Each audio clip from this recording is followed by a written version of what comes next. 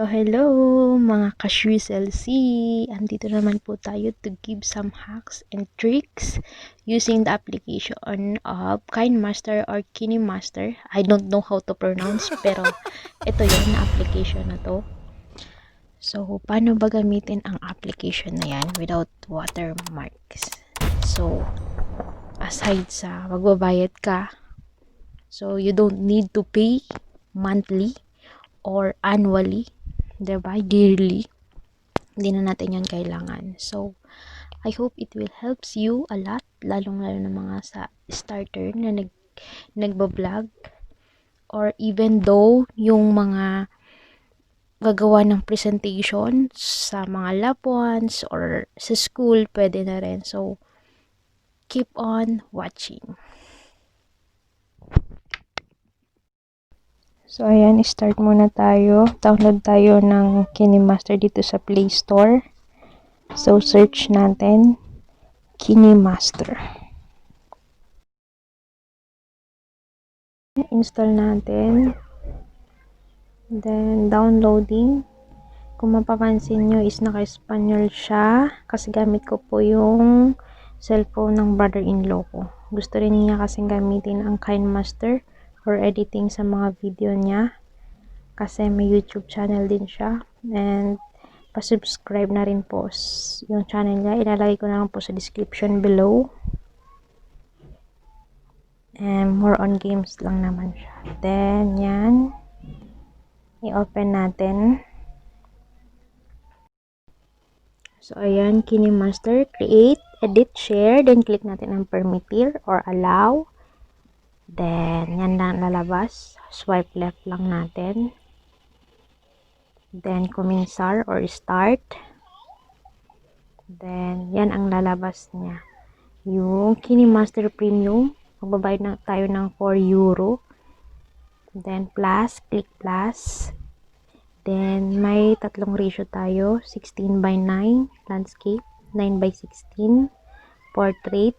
1:1. Square size. So, pipili tayo. So, ang pipili natin kasi sa video natin is 16:9. So, click natin siya.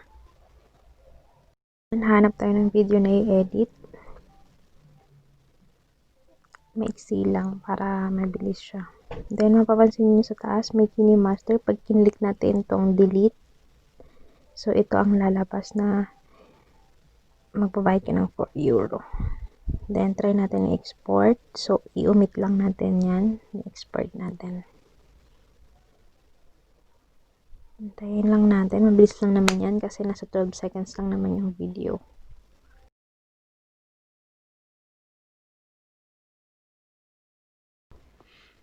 So, ayan. Na-export na. Check natin sa gallery.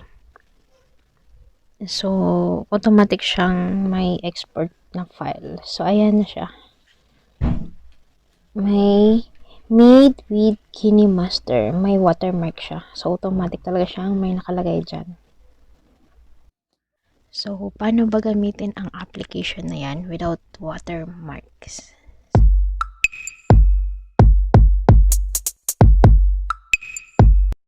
So, search tayo sa Google. Type tayo ng easy market. So, sa Google lang tayo maghanap or sa Chrome or anything kasi wala siya sa Play Store. Then, nandyan na siya. Click natin ang easy market. Then, ito na siya. Cancel lang natin siya. Then, scroll down natin para makita nyo. Yan. Then, up na tayo. Click lang tong download APK. Then, yan ang lalabas. Omit natin. Cancel. Then, yan. I-accept natin. Then, makikita natin sa taas. Scroll down natin. Ayan, na-download na siya. So, click natin siya. Then, yan ang lalabas for permission. Then, install unknown apps, enable. Then, install. So, hintayin natin siyang ma-install sa phone. Ang pagkakaiba lang niya sa Play Store is may something commercial pa siyang nalalaman. Then, ayan na. Open natin. Ayan na, Easy Market. Click OK. Click Allow or Permitir. Then, yan na siya. Yan, may commercial. Then, type natin ang Kinemaster or Kinemaster. Then, ito na siya. Then, i-click natin tong 4.11 something. This is a version. So, piliin natin tong 4.11.16, yung high version, para maganda yung quality ng video natin. So, click natin tong download solo LRchive APK. So, ayan. Makikita natin dito yung differences nila. So, click natin tong free download. Loading. Then, check natin sa home screen natin kung nandun na. So, andito na yung Kinemaster na galing sa Easy Market. Then, click natin to. So, pareho lang kanina. Allow. Then, swipe left, swipe left, swipe left. Then, start. Then, add tayo ng video. Ulitin lang natin yung kaninang video para makita natin yung differences. So, ayan. Wala siyang watermark. Then, export natin siya. Hintayin natin kung ano ang resulta. Then, check natin doon sa gallery.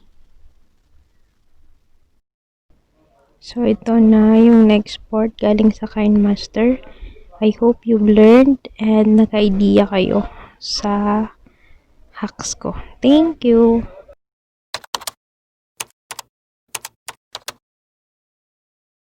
One, two, three, come on! Come on, come on!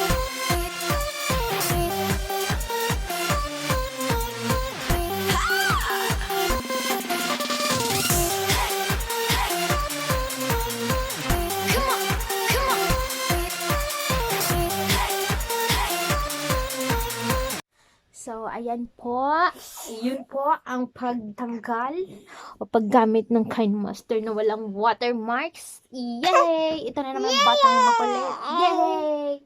So, kung nagustuhan nyo po, please give me a thumbs up and comment.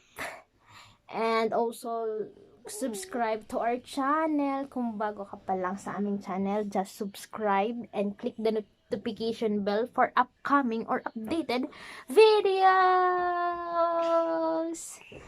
Bye-bye. God bless. Adios!